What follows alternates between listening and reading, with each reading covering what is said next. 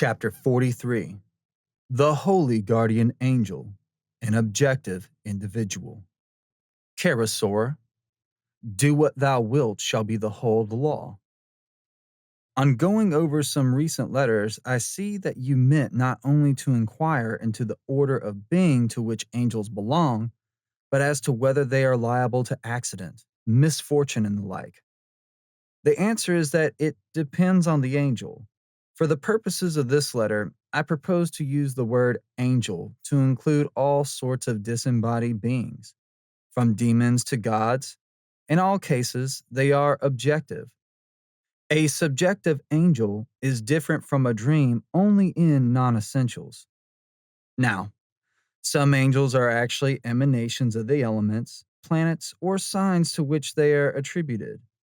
They are partial beings in very much the same way as are animals. They are not microcosms as are men and women.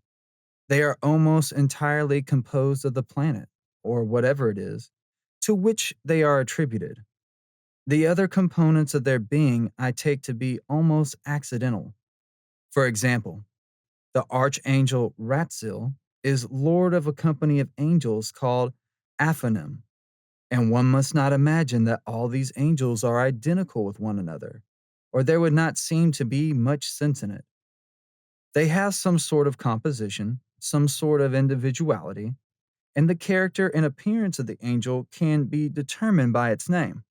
I do not think that I have anywhere mentioned how this is done. To take an example, let us have Kedomo, the Hebrew letters as Q, D, M, A, and L. And the numeration is 175, which is that of the sum of the first 49 numbers, as is proper to Venus. We may then expect the head or headdress of the spirit to be in some way characteristic of the sign of Pisces.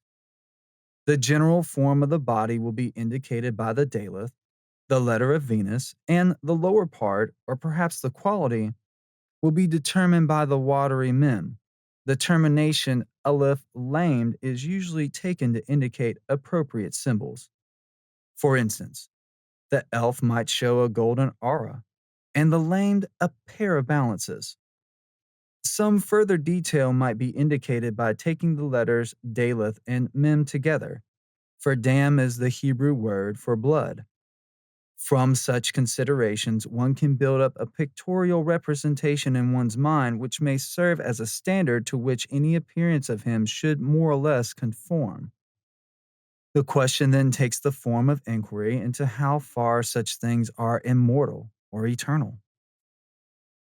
In the above case, evidently his existence depends on that of the planet Venus, and one might suppose that if that planet were stricken from the solar system, there would be no more Ketamel.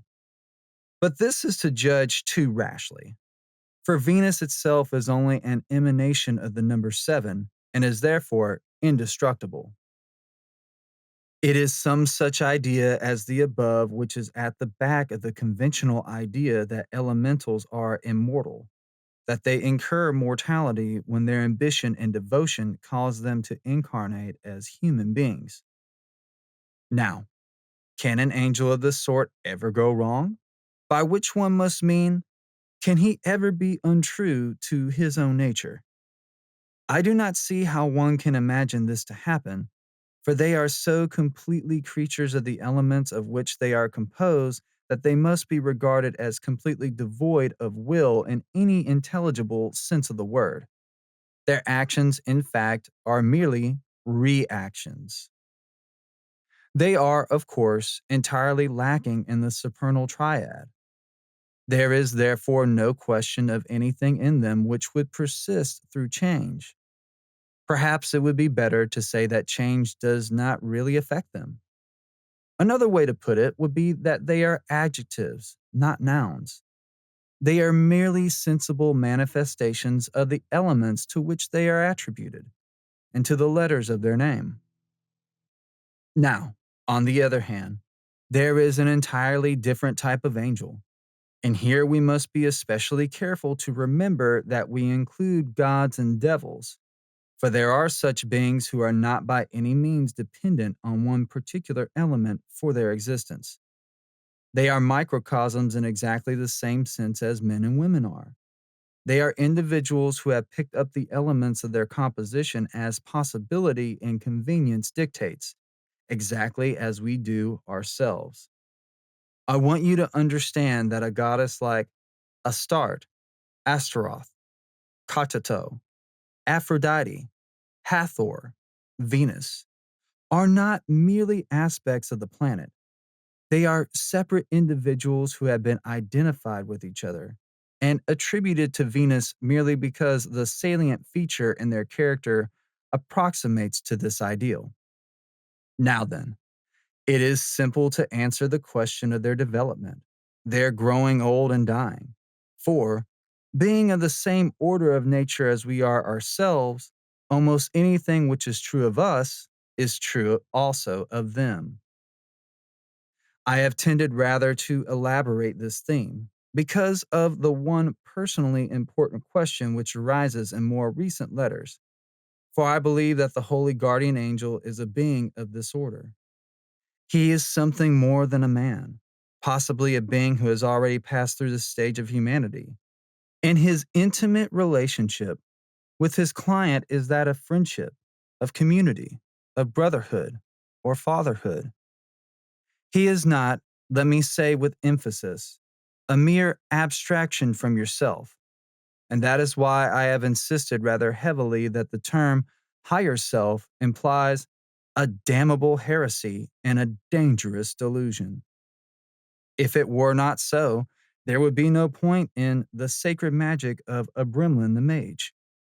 Apart from any theoretical speculation, my samasati and analytical work has never led to so much as a hint of the existence of the guardian angel. He is not to be found by any exploration of oneself. It is true that the process of analysis leads finally to the realization of oneself as no more than a point of view, indistinguishable in itself from any other point of view. But the holy guardian angel is in precisely the same position. However close may be the identities in a million of ways, no complete identification is ever obtainable. But do remember this. Above all else, they are objective, not subjective, or I should not waste good magic on them.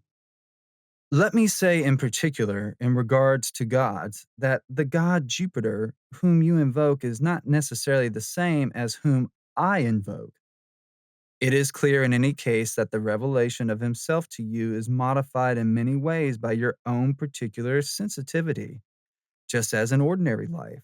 Your idea of a friend may be very different from my own conception of the same individual. Suppose, for example, he happens to be a musician.